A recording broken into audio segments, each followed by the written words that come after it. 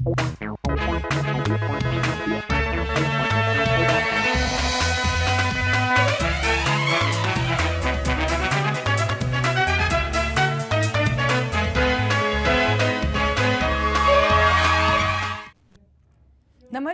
मैं हूं अनुपम शर्मा और आप देख रहे हैं अंतर्राष्ट्रीय समाचार का खास प्रोग्राम ग्लोबल फ्रंटलाइन। आज की इस खास पेशकश में दुनिया की सियासत, कूटनीति, युद्ध, सुरक्षा और विज्ञान की वो चुनौती जो इंसानों की नौकरी को खतरा हो सकती है, सब एक ही साथ एक ही फ्रेम में दिखाई देंगे। कहीं रिश्ते नई ऊंचाइयों पर पहुंच रहे हैं, कहीं जंग नए मोड़ पर है, तो कहीं रणनीतिक फैसले वैश्विक संतुलन को बदल रहे हैं। इसी बदलती दुनिया की हर बड़ी और भरोसेमंद खबर के साथ शुरुआत करते हैं आज का ग्लोबल फ्रंटलाइन। खबरों में आगे बढ़ने से पहले एक नजर आज की हेडलाइंस पर। भारत लग्जमबर्ग संबंध नई ऊंचाई पर, जयशंकर ने बताया भरोसेमंद साझेदारी। पेरिस समिट में मैक्रो ने यूक्रेन के लिए बहुराष्ट्रीय सैन्य बल बनाने की घोषणा की। ट्रंप का दावा, मादुरो गिरफ्तारी में अमेरिकी बलों ने बड़ी कार्रवाई की। भारत ने अमेरिका से 68 अपाचे हेलीकॉप्टर का ऑर्डर दिया, रक्षा सहयोग में बड़ा कदम। नेपाल के वीरगंज में धार्मिक तनाव, कर्फ्यू बढ़ा और नागरिकों से घर में रहने की अपील की गई। खबरें अब विस्तार से। विदेश मंत्री जयशंकर ने लग्जमबर्ग दौरे के दौरान कहा कि भारत और लग्जमबर्ग के बीच संबंध नई ऊंचाई पर पहुंच रहे हैं। दोनों देशों के बीच भरोसेमंद साझेदारी मजबूत हो रही है। डॉक्टर एस जयशंकर ने बुधवार को लग्जमबर्ग में वेनेजुएला में हालिया घटनाक्रमों पर गहरी चिंता जताई। उन्होंने अमेरिकी सैन्य कार्रवाई और उसके बाद उत्पन्न संकट के बीच सभी पक्षों से वेनेजुएला के लोगों की भलाई एवं सुरक्षा को सर्वोच्च प्राथमिकता देने का आग्रह किया है। एस जयशंकर ने यह बयान लग्जमबर्ग में अपने दौरे के दौरान दिया, जहां उन्होंने उप प्रधानमंत्री और विदेश मंत्री के साथ द्विपक्षीय संबंधों पर चर्चा की है। भारत ने भी पहले भी वेनेजुएला को लेकर आधिकारिक बयान में कहा था कि वह स्थिति पर नजर रखे हुए है और लोगों की सुरक्षा को प्राथमिकता देते हैं। और लग्जमबर्ग के रिश्तों ने एक बार फिर यह साफ कर दिया है कि दोनों देशों के बीच भरोसा और सहयोग लगातार मजबूत हो रहा है। विदेश मंत्री डॉक्टर एस जयशंकर ने अपने यूरोप दौरे के तहत लग्जमबर्ग के पहुंचे, जहां उन्होंने द्विपक्षीय संबंधों के साथ साथ भारत और यूरोपीय संघ के भविष्य के रिश्तों पर भी अहम बातें रखी। लग्जमबर्ग भारत के लिए बहुत अहम पार्टनर है, खासकर यूरोपीय संघ के संदर्भ में।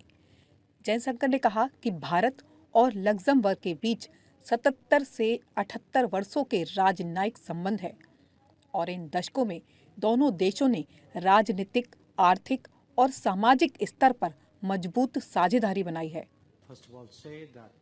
हमारे बीच व्यापार, निवेश और सांस्कृतिक सहयोग लगातार बढ़ रहा है।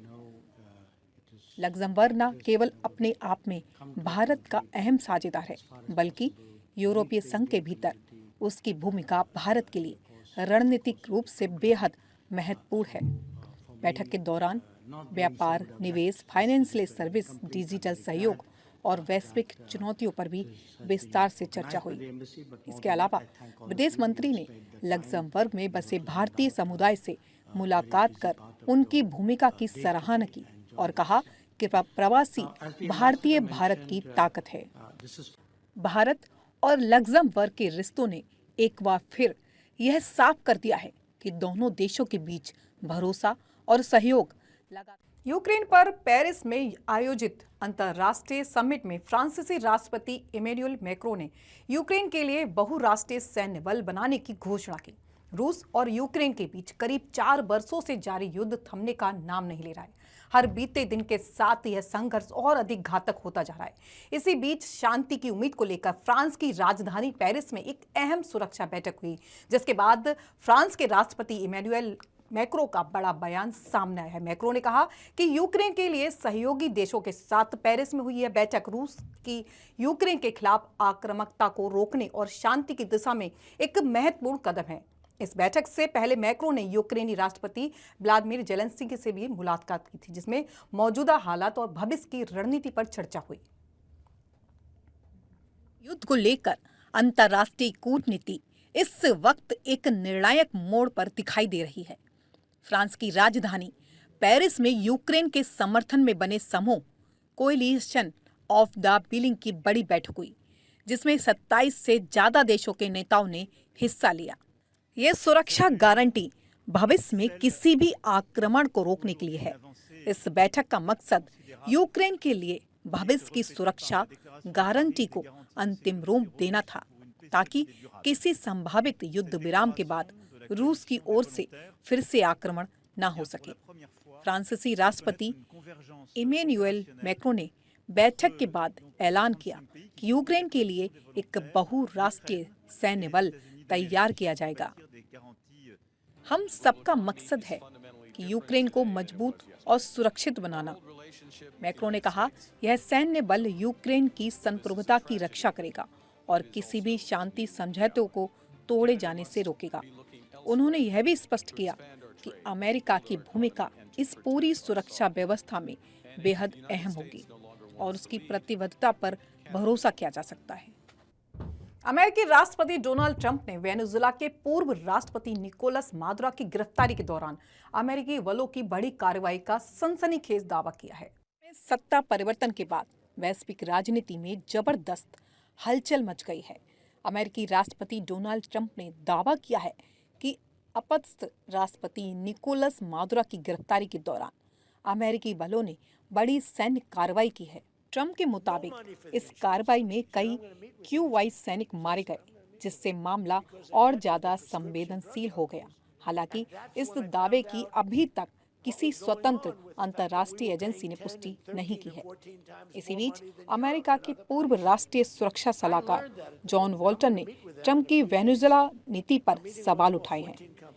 वेनेजुएला में सत्ता परिवर्तन के बाद वैश्विक राजनीति में जबरदस्त हलचल मच गई है। भारत और अमेरिका के बीच रक्षा सहयोग में बड़ा कदम।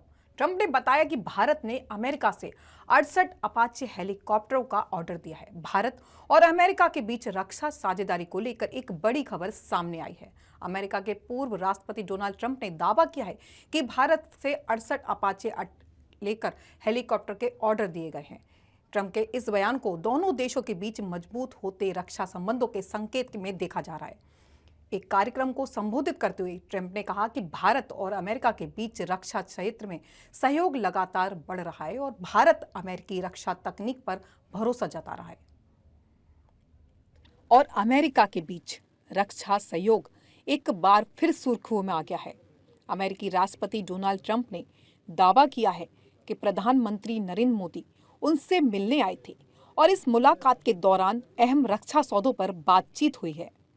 ट्रंप के अनुसार भारत ने अमेरिका से 68 अपाचे हेलीकॉप्टर का ऑर्डर दिया था, जिसे उन्होंने अमेरिकी रक्षा उद्योग के लिए बड़ी उपलब्धि बताया। यह बयान ऐसे समय में आया है जब भारत और अमेरिका के बीच रणनीतिक और सैन्य सहयोग लगातार गहराता जा रहा है। विशेषज्ञों का मानना है कि ऐसे बयान दोनों देशों के रिश्तों को और मजबूती देने का काम करेंगे। भारत और अमेरिका के बीच नेपाल के परसा और धनुषा धाम जिलों में धार्मिक विवाद के बाद हालात बिगड़ गए हैं। परसा जिले के बीरगंज शहर में धनुषा की मस्जिद में तोड़फोड़ और पवित्र ग्रंथ जलाने की घटना सामने आने से विरोध प्रदर्शन हुआ, जो देखते ही देखते हिंसक हो गए। सोशल मीडिया पर धार्मिक सामग्री वाला वीडियो वायरल होने से तनाव और बढ़ गया। स्थिति को काबू में करने के लिए प्रशासन ने बीरगंज में कर्फ्यू लगा दिया है। भारत नेपाल सीमा को पूरी तरह सील कर दिया गया है और मैत्री पुल समेत सभी बॉर्डर पॉइंट्स पर भी आवाजाही रोक दी गई है। बीरगंज शहर में हालात अभी भी तनावपूर्ण बने हुए हैं। एक विवादित टिकटॉक वीडियो के बाद धार्मिक तनाव फैल गया, जिससे प्रशासन को सख्त कदम उठाने पड़े। हमारी प्राथमिकता है कि लोगों की सुरक्षा बनी रहे और कोई हिंसा न हो।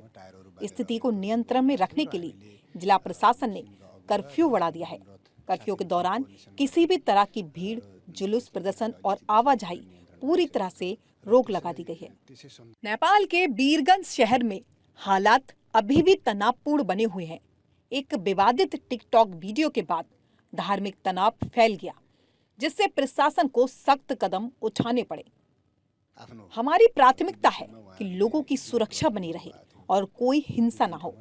स्थिति को नियंत्रण में रखने के लिए जिला प्रशासन ने कर्फ्यू बढ़ा दिया है। कर्फ्यू के दौरान किसी भी तरह की भीड़, जुलूस, प्रदर्शन और आवाजाही पूरी तरह से रोक लगा दी गई है। T20 world cup trophy Nepal पहुंची है और क्रिकेट प्रेमियों में उत्साह देखने को मिल रहा है, जिससे देश में खेल को बढ़ावा मिलेगा। उत्साहजनक खबर सामने आई। आईसीसी पुरुष T20 world cup trophy tour अपने वैश्विक सफर के तहत काठमांडू पहुंचा, जिसे देखकर क्रिकेट प्रेमियों में जोश का माहौल है। यह ट्रॉफी हमारे देश के क्रिकेट के बढ़ते स्तर और युवाओं में खेल के प्रति जुनून को दर्शाती है। ट्रॉफी का अनावरण एक भव्य समारोह में किया गया, जिसमें नेपाल की पुरुष और महिला क्रिकेट टीमें भी मौजूद रहीं। इस मौके पर स्थानीय बच्चों और युवाओं ने ट्रॉफी का स्वागत किया, जिससे उत्साह का माहौल और बढ़ गया। इस तरह के आयोजन खिलाड़ियों और युवाओं के लिए प्रेरणा का क्षण है। ट्रॉफी टूर नेपाल में बेहद उत्साह के साथ जारी है और इसे भविष्य में और भी बड़े क्रिकेट आयोजन की तैयारी के रूप में। भारत दौरे पर आई न्यूजीलैंड क्रिकेट टीम इस सीरीज को वर्ल्ड कप से पहले अहम तैयारी मान रही है और खिलाड़ी आत्मविश्वास हासिल करना चाह रहे हैं। दौरे पर आई न्यूजीलैंड क्रिकेट टीम इस सीरीज को लेकर पूरी तरह तैयार और फोकस्ड नजर आई। टीम का मानना है कि भारत के खिलाफ खेलना हमेशा चुनौतीपूर्ण होता है, लेकिन इससे खिलाड़ी वर्ल्ड कप की तैयारी के लिए आत्मविश्वास हासिल कर सकते हैं। भारत की परिस्थितियों में खेलना हमारी टीम के लिए बेहद महत्वपूर्ण है और यह हमें वर्ल्ड कप से पहले अच्छी तैयारी देगा। हम इस सीरीज को वर्ल्ड कप की तैयारी के लिहाज से बेहद महत्वपूर्ण मानते हैं। ब्रेसवेल और टीम के अन्य खिलाड़ियों का कहना है कि यह सीरीज टीम के प्रदर्शन और आत्मविश्वास को अगले स्तर पर ले जाएगी। इजराइल के प्रधानमंत्री नेतन्याहू के भारत दौरे के दौरान दोनों देशों ने रणनीतिक और आर्थिक साझेदारी को और मजबूत बनाने पर जोर दिया है। इजराइल के काउंसल जनरल यानीव रेवाच ने इजरायली प्रधानमंत्री बेंजामिन नेतन्याहू के भारत दौरे को लेकर अहम अपडेट साझा किया है। उन्होंने कहा कि भारत और इजराइल के बीच रणनीतिक संबंध लगातार मजबूत हो रहे हैं और दोनों देश नए साझेदारी के रास्ते तलाश रहे हैं। हम भारत के साथ अपने रणनीतिक और आर्थिक संबंधों को और मजबूत बनाने के लिए प्रतिबद्ध हैं। ये दौरा दोनों देशों के सहयोग को नई दिशा देगा। नेतन्याहू के दौरे में रक्षा, विज्ञान, टेक्नोलॉजी और व्यापार क्षेत्रों में सहयोग बढ़ाने पर भी चर्चा हुई। काउंसल जनरल ने ये भी बताया कि दोनों देशों के बीच सुरक्षा और डिजिटल क्षेत्र में साझेदारी पहले से कहीं ज्यादा अहम हो गई है। मादुरो की गिरफ्तारी की तस्वीर वायरल होने से नाइकी ट्रैक सूट की बिक्री बढ़ी। वेनेजुएला के राष्ट्रपति निकोलस मादुरो की गिरफ्तारी के बाद उनकी एक तस्वीर सोशल मीडिया पर खूब वायरल हुई। इस तस्वीर में मादुरो ग्रे रंग का नाइकी ब्रांड का एक फ्लिप्स ट्रैक सूट पहने नजर आ रहे हैं। तस्वीर के वायरल होते ही लोगों का ध्यान उनके कपड़ों पर आ गया। लोगों ने खोजना शुरू किया कि मादुरो ने कौन सा ट्रैक सूट पहना है। जैसे ही पता चला कि यह नाइकी का फ्लीस ट्रैक सूट है, लोग इसे खरीदने लगे। कुछ ही समय में इस ट्रैक सूट की मांग तेजी से बढ़ गई और कई जगह इसका स्टॉक खत्म हो गया। कंपनी को इस ट्रैक सूट के लिए कोई विज्ञापन करने की जरूरत भी नहीं पड़ी। सोशल मीडिया पर वायरल तस्वीर ही इसका प्रचार बन गई। खासकर ग्रे रंग वाला ट्रैक सूट सबसे ज्यादा पसंद किया गया। भारत में इस नाइकी फ्लिप्स ट्रैक सूट की कीमत करीब 6,000 से 9,000 रुपए के बीच में है। दूसरे रंग अभी बाजार में मिल रहे हैं, लेकिन ग्रे रंग वाला ट्रैक सूट ज्यादातर जगह आउट ऑफ स्टॉक चला गया। लास वेगास इस साल के कंज्यूमर इलेक्ट्रॉनिक्स शो में ह्यूमनॉइड रोबोट ने खूब ध्यान खींचा। नाचने और मनोरंजन करने से लेकर स्टोर की सेल्फ पर वस्तुएं रखने तक रोबोट अपनी बहुआयामी क्षमताएं दिखा रहे हैं। देखिए हमारी खास रिपोर्ट। आयोजित कंज्यूमर इलेक्ट्रॉनिक्स शो CES इस बार सिर्फ गैजेट्स का मेला नहीं रहा। यहाँ इंसान जैसे दिखने और सोचने वाले ह्यूमनॉइड रोबोट्स चर्चा के केंद्र में रहे। क्या क्या कर सकते हैं ये रोबोट? CES के मंच पर ऐसे रोबोट सामने आए। नाचते गाते रोबोट जो इंसानों की तरह मूव्स कॉपी करते हैं। स्टोर असिस्टेंट रोबोट जो सामान उठाकर शेल्फ पर सजा सकते हैं। हेल्थ केयर रोबोट जो मरीजों की देखभाल और बुजुर्गों का सहारा बन रहे हैं। अकेलापन कम करने वाले रोबोट जो बातचीत और भावनात्मक सहयोग भी देते हैं, और यहाँ तक कि ब्लैक जैक खेलने वाले रोबोट जो इंसानों को टक्कर दे रहे हैं। सवाल भी उतने ही बड़े। जैसे जैसे तकनीक आगे बढ़ रही है, सवाल भी खड़े हो रहे हैं। क्या ये रोबोट नौकरियां छीनेंगे या नई नौकरियां बनाएंगे? क्या इंसान और मशीन के बीच की रेखा धुंधली हो जाएगी? क्या भविष्य में अस्पताल, मॉल और घरों में रोबोट आम नजर आएंगे? विशेषज्ञ मानते हैं कि आने वाले वर्षों में ह्यूमैनॉइड रोबोट काम के साथी बन सकते हैं, न कि केवल मशीन। CES 2026 ने साफ कर दिया है, रोबोट अब भविष्य की कल्पना नहीं, वर्तमान की सच्चाई बन चुके हैं। सवाल सिर्फ इतना है कि इंसान इस बदलाव को कैसे अपनाता है। तकनीक की हर बड़ी खोज के साथ राष्ट्रीय समाचार।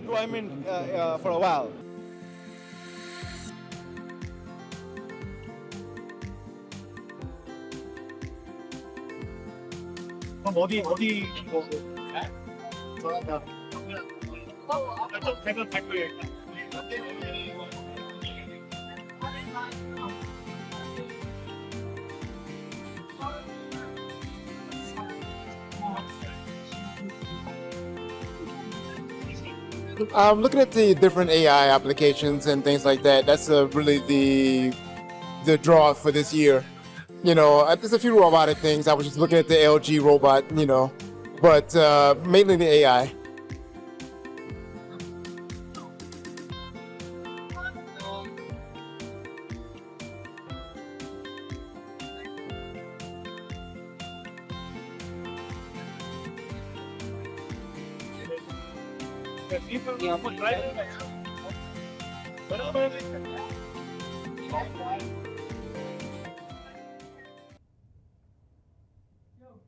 अब खबर है कोलंबिया से। कोलंबिया के राष्ट्रपति की ट्रंप को धमकी है। कहा, हिम्मत है तो मुझे पकड़कर दिखाओ।